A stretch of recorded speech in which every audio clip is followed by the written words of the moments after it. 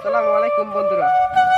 তো অনেকদিন পর আমার চোখের সামনেই পড়লো সেই বিখ্যাত ফল যার নাম বহুর। গ্রাম বাংলার মানুষ অনেক আগে থেকে এটিকে চেনে। তো এটি এখন বিলুপ্তির পথে প্রায়। তবু এইখানে আর কি এটাকে বলা হয় মাঝের চর। তবু সেখানে আমি এসে আজকে এই বহুর দেখতে পেলাম।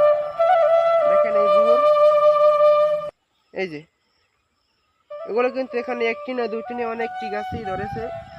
এই যে দেখতে পাচ্ছেন, এই কিন্তু বহুর। এই যে এগুলো কিন্তু আসলে অনেক আগের, যখন একটা সময় ছিল পড়ালেখা ছিল না, গ্রামের ছেলেপেলেরা এই ফল আহরণ করেই থাকতো। কিন্তু সেই ফলের ভিতর একমাত্র এই হলো বহুর। তো এই বহুর আমার চোখের সামনেই পড়লো। আজকে আমি এগুলি এখান থেকে ছিঁড়ছি, নিয়ে যাব বাড়ি। আপনারা যদি কারো দরকার হয় তাহলে আপনারা আমার সাথে এখানে আসতে পারেন। এই যে বহুর,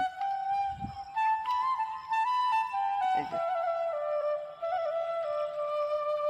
তাছাড়াও চারিদিকে দেখতে পাচ্ছেন কত সুন্দর মনোরম পরিবেশ।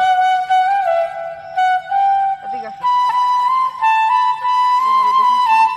এটাকে কিন্তু বলা হয় সেই গোল পাতা, যা দিয়ে এখনো পাতায় তৈরি করা হয়। সোজা বাংলায় যাকে বলা হয় ওগলা আর কি, সেই ওগলা কিন্তু এই পাতা দিয়েই তৈরি করা হয়।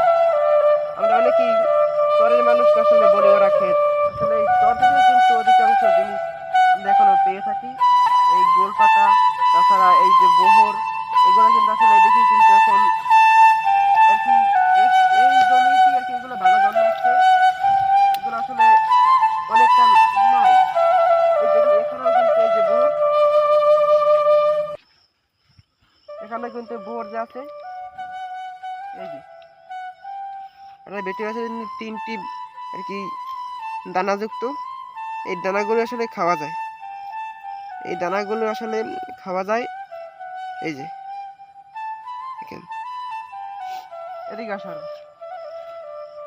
দেখতে পাচ্ছেন সারি সারি ভাবে, কিন্তু এমন ভাবে যেন এই গাছগুলা আর কি জন্মাইছে ভাবে দেখা যাচ্ছে যেন কেউ যেন রোপণ করছে আর কি।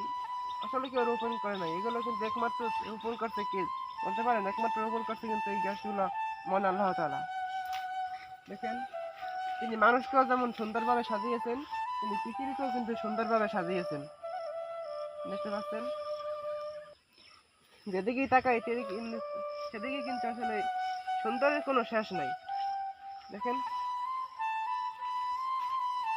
তো আজকে এই পর্যন্ত আপনাদের সামনে আসলাম। সকলেই ভালো থাকবেন। আসসালামু আলাইকুম রহমতুল্লাহ।